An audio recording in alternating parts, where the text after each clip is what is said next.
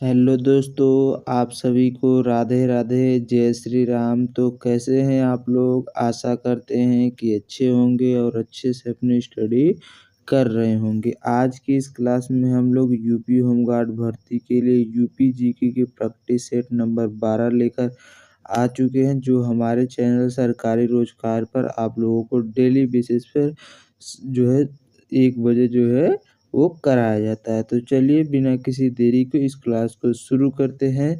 तो हम लोग अपने पहले प्रश्न की तरफ बढ़ते हैं। आपसे रिक्वेस्ट है क्लास में अंत तक ज़रूर बने रहिएगा। आज का हमारा पहला प्रश्न है कि सूची 1 को सूची 2 से जो है मिलान करना है, जिसमें एक खनिज जो है खनिज संपदा के बारे में बताया गया है, उसको आपको मिलाना है। सूची 1 में जो है जिलों का नाम दिया गया और दूसरे में जो है खनिज का नाम दिया गया है। यहाँ पर जो है आपको जो है बस जो है जिलों का नाम दिया गया, तो आपको जो है डायरेक्ट जो है उनका जो है बताना है कि यहाँ पर क्या-क्या पाया जाता है। तो सोनभद्र की बात करें तो सोनभद्र में चूना जो पाया जाता है। प्रयागराज में बात करें तो काँच जो है मिलता है, या फिर ललितपुर में तांबा मिलता है। तो बात करें सोनभद्र क्षेत्र की तो सोनभद्र में क्या मिलता है? चूना पत्थर मिलता है। प्रयागराज की बात की जाए तो प्रयागराज इलाहाबाद में सीसा जो है बालू जो है वो प्रयागराज में मिलता है। वहीं ललितपुर की बात करें तो ललितपुर में क्या मिलता है? तांबा जो है वो ललितपुर में देखने को मिलता है। और आपके मिर्ज़ापुर की बात की जाए तो मिर्ज़ापुर में जो है नॉन प्लास्टिक फायर जो है क्ले जो है मिर्ज़ापुर से प्राप्त होते हैं। कहाँ से प्राप्त होते हैं? तो मिर्ज़ापुर से प्राप्त होते हैं। तांबा की बात की जाए तो तांबा जो है ललितपुर के सोनराई क्षेत्र से जो है वो देखने को मिलता है। चूना पत्थर के उपयोग की बात करें तो चूना पत्थर जो सोनभद्र से मिलता है, इसका उपयोग जो है वो सीमेंट बनाने में किया जाता है। क्या बनाने में होता है? तो सीमेंट जो है उसको जो है बनाने में चूना पत्थर का उपयोग किया जाता है। किसका उपयोग करते हैं? चूना पत्थर का करते हैं। इसी के साथ अगले प्रश्न की तरफ बढ़ जाते हैं। तो अगला प्रश्न हमारा है कि उत्तर प्रदेश में कोयले के भंडार मुख्य रूप से कहाँ पाए जाते हैं? तो कोयले के भंडार क्या विंध्य क्षेत्र में मिलते हैं, सिंगरौली क्षेत्र सोनभद्र से मिलते हैं, बुंदेलखंड क्षेत्र में मिलते हैं, या फिर उपरोक्त सभी में मिलते हैं? तो बात करें कोयले के भंडार उत्तर प्रदेश में मुख्य रूप से जो है सिंगरौली क्षेत्र जो है सोनभद्र से मिलते हैं। कहाँ से? सिंगरौली क्षेत्र जो सोनभद्र का है, यहाँ से जो है कोयले के भंडार जो है मुख्यतः देखने को आप लोगों को मिलते हैं। इसी के साथ अगले प्रश्न की तरफ बढ़ जाते हैं। तो अगला प्रश्न हमारा है कि उत्तर प्रदेश के किस जिले में जो है हीरा का निष्कर्षण किया जाता है? तो हीरा का निष्कर्षण जो है उत्तर प्रदेश के किस जिले से? क्या बांदा से, ललितपुर, जालौन, या फिर हमीरपुर से? तो बात करें उत्तर प्रदेश में हीरा का निष्कर्षण जो है बांदा जिला से किया जाता है। कौन से जिले से किया जाता है? बांदा जिला से जो है हीरा का निष्कर्षण किया जाता है। एक केन नदी के किनारे पर अवस्थित है। वहीं बात करें हमीरपुर से क्या होता है? तो हमीरपुर से जो है सेल खड़ी का निष्कर्षण किया जाता है। सेल खड़ी जो है इसका निष्कर्षण कहाँ से किया जाता है? तो सेल खड़ी का निष्कर्षण की बात की जाए तो ये हमीरपुर जिले से किया जाता है। संगमरमर कहाँ से मिलता है? तो मिर्ज़ापुर और सोनभद्र से। पाइराइट भी मिर्ज़ापुर और सोनभद्र जिले से ही प्राप्त होता है। इसी के साथ अगले प्रश्न में बढ़ जाते हैं। अगला प्रश्न हमारा है कि विंध्य प्रांत में मिर्ज़ापुर जो है प्रसिद्ध है अपने खाली स्थान उपक्रमों के लिए, बॉक्साइट के लिए, सीमेंट के लिए, एल्युमिनियम के लिए, या फिर कोयला के लिए? तो विंध्य प्रांत की बात की जाए जो मिर्ज़ापुर जो है प्रसिद्ध है विंध्य प्रांत में, एक किसके लिए प्रसिद्ध है? तो ये सीमेंट के लिए जो है अपने सीमेंट उपक्रमों के लिए जो है वह प्रसिद्ध है। मिर्ज़ापुर जो है कालीन और ब्रॉसफेयर उद्योग के लिए भी जाना जाता है। किसके लिए? कालीन और ब्रॉसफेयर जो उद्योग है इसके लिए भी मिर्ज़ापुर प्रसिद्ध है। इसी के साथ अगले प्रश्न में बढ़ते हैं। अगला प्रश्न हमारा है कि उत्तर प्रदेश का कौन सा शहर जो है अपने संगमरमर के लिए प्रसिद्ध है? अपने संगमरमर यानी मार्बल के लिए कौन सा डिस्ट्रिक्ट जो है वो प्रसिद्ध है? क्या आगरा है, लखनऊ है, मिर्ज़ापुर है, या फिर मेरठ है? तो मिर्ज़ापुर की बात करें तो ये संगमरमर के लिए जो है अपने प्रसिद्ध है। यहाँ पर जो एस्बेस्टॉस के अवशेष भी पाए जाते हैं। आगरा की बात करें तो आगरा पेठा के लिए प्रसिद्ध है। लखनऊ की बात करें तो चिकनकारी कढ़ाई के लिए प्रसिद्ध है। किसके लिए है? चिकनकारी कढ़ाई के लिए। चिकनकारी जो कढ़ाई है इसके लिए जो है कौन सा जिला प्रसिद्ध है? तो लखनऊ प्रसिद्ध है। वहीं मेरठ की बात करें तो सबसे ज़्यादा जो है आभूषण के बाजार कहाँ पर है? तो मेरठ में है। इसे क्रीड़ा राजधानी के रूप में भी मेरठ को जाना जाता है। इसी के साथ अगले प्रश्न में बढ़ते हैं। अगला प्रश्न हमारा है कि काशी विद्यापीठ वाराणसी की स्थापना किसने की थी? पुरुषोत्तम दास टंडन ने, बाबू शिव प्रसाद गुप्ता ने, राजा महेंद्र प्रताप ने या फिर स्वामी सहजानंद सरस्वती ने। तो बात करें काशी विद्यापीठ जो विश्वविद्यालय है इसकी स्थापना किसके द्वारा की गई थी? तो बाबू शिव प्रसाद गुप्ता के द्वारा जो है वो की गई थी। किसके द्वारा? बाबू शिव प्रसाद गुप्ता ने जो है काशी विद्यापीठ की स्थापना की थी। इसकी स्थापना की बात की जाए तो इसकी स्थापना 10 फरवरी सन 1921 को की गई थी। कब की गई थी? 10 फरवरी सन 1921 ईस्वी को जो है इसकी स्थापना जो है बाबू शिव प्रसाद गुप्ता के द्वारा जो है वो किया गया था। असहयोग आंदोलन के दौरान जो है उस समय जो है भारत रत्न से बात करें इनको कब सम्मानित किया गया था? तो बाबू शिव प्रसाद गुप्ता को भारत रत्न से जो है 1955 में जो है सम्मानित किया गया था। 1995 में जो है काशी विद्यापीठ का नाम बदलकर महात्मा गांधी काशी विद्यापीठ कर दिया गया था। कब किया गया था? तो 1995 में किया गया था। इसी के साथ अगले प्रश्न में बढ़ते हैं। अगला प्रश्न हमारा है कि राजकीय कला एवं शिल्प महाविद्यालय कहाँ पर स्थित है? तो राजकीय कला एवं शिल्प विश्वविद्यालय की बात की जाए महाविद्यालय की तो क्या है? लखनऊ में अवस्थित है, कानपुर में है, वाराणसी या फिर गोरखपुर में। तो कहाँ पर अवस्थित है? लखनऊ में जो है राजकीय कला एवं शिल्प महाविद्यालय जो है अवस्थित है। लखनऊ में ही उत्तर प्रदेश संगीत नाटक अकादमी भी अवस्थित है। उत्तर प्रदेश जो संगीत नाटक अकादमी जो है विश्वविद्यालय है, कौन सा? संगीत नाटक अकादमी। कौन सा?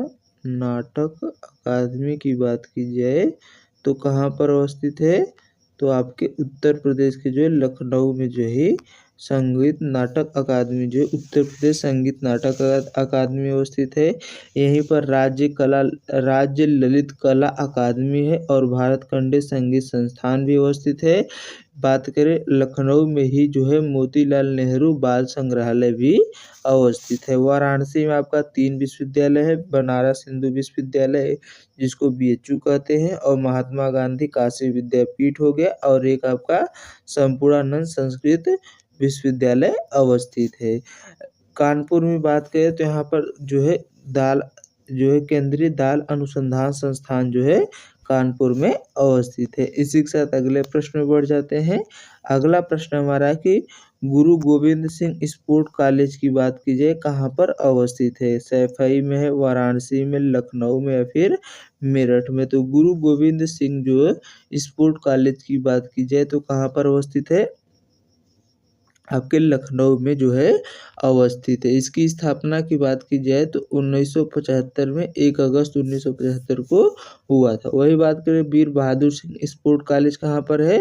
तो गोरखपुर में अवस्थित है। और मेजर ध्यानचंद स्पोर्ट कॉलेज जो है वो सैफई में अवस्थित है। सैफई में क्या अवस्थित है? तो मेजर ध्यानचंद स्पोर्ट कॉलेज अवस्थित है। मेरठ में बात करें तो मेजर ध्यानचंद जो है विश्वविद्यालय कहाँ पर अवस्थित है? तो मेरठ में अवस्थित है। इसी के साथ अगले प्रश्न में बढ़ते हैं। अगला प्रश्न हमारा है कि पंडित दीनदयाल उपाध्याय पशु चिकित्सा विज्ञान जो है विश्वविद्यालय एवं गो अनुसंधान संस्थान कहाँ पर स्थित है? गोरखपुर में, मेरठ में, लखनऊ में या फिर मथुरा में। तो बात करें उत्तर प्रदेश में जो है पंडित दीनदयाल उपाध्याय पशु चिकित्सा विज्ञान विश्वविद्यालय एवं गौ अनुसंधान संस्थान जो है आपके मथुरा में अवस्थित है। कहाँ पर अवस्थित है? मथुरा में अवस्थित है। वहीं बात करें वीर बहादुर सिंह पूर्वांचल विश्वविद्यालय की, तो ये कहाँ पर है? आपके वीर बहादुर सिंह पूर्वांचल विश्वविद्यालय जो है जौनपुर में अवस्थित है। बात करें महात्मा ज्योतिबा फुले रुहेलखंड विश्वविद्यालय की, तो महात्मा ज्योतिबा फुले रुहेलखंड विश्वविद्यालय आपके कहाँ पर अवस्थित है? तो बरेली में अवस्थित है। कहाँ पर अवस्थित है? तो बरेली में जो है महात्मा ज्योतिबा फुले रुहेलखंड विश्वविद्यालय। और छत्रपति साहू जी महाराज विश्वविद्यालय की बात की जाए तो कहाँ पर अवस्थित है? तो ये आपके कानपुर में अवस्थित है। कहाँ पर अवस्थित है? कानपुर में अवस्थित है। और गुरु जम जम जम्भेश्वर विश्वविद्यालय की बात की जाए तो मुरादाबाद में अवस्थित है, जिसे जो है पीतल नगरी के रूप में भी जाना जाता है। इसी के साथ अगले प्रश्न में बढ़ते हैं। अगला प्रश्न हमारा है कि संसद में उत्तर प्रदेश का प्रतिनिधित्व राज्यसभा में 31 और लोकसभा में 80 सदस्य के संदर्भ में कौन सा कथन सही है? केवल 2 है, न तो 1 है न 2 है, केवल 1 है, या फिर 1 और 2 दोनों सही है। तो राज्यसभा में 31 सदस्य और लोकसभा में 80 सदस्य जो है प्रतिनिधित्व करते हैं। दोनों कथन जो है पूरी तरह से राइट है। इसी के साथ अगले प्रश्न की तरफ बढ़ते हैं। तो वहीं बात कर ले, अगर विधान परिषद में कितनी सीटें हैं, तो 100 सीटें जो हैं वो विधान परिषद में जो है वो हैं। और जो है विधानसभा में 403 सीटें जो हैं उत्तर प्रदेश की विधानसभा जो है इसमें 403 सीटें हैं, जिसमें एससी और एससी के लिए आरक्षण की बात की जाए तो एससी के लिए 84 सीटों का आरक्षण है। और एसटी के लिए बात की जाए तो 2 सीटों का जो है आरक्षण किया गया। इसी के साथ अगले प्रश्न में बढ़ते हैं। अगला प्रश्न हमारा है कि भारत में कौन सा राज्य सबसे अधिक पड़ोसी राज्यों की सीमाओं को स्पर्श करता है? उत्तर प्रदेश, हरियाणा, मध्य प्रदेश या फिर राजस्थान? तो बात करें सबसे ज़्यादा पड़ोसी राज्यों की सीमाओं को स्पर्श करने वाला राज्य जो है उत्तर प्रदेश है। कौन है? उत्तर प्रदेश ही सबसे ज़्यादा पड़ोसी राज्यों की सीमा की स्पर्श करता है। कुल 8 राज्यों और 1 केंद्र शासित प्रदेश के साथ सीमा साझा करता है। वो कौन सा है? दिल्ली है। कौन सा है?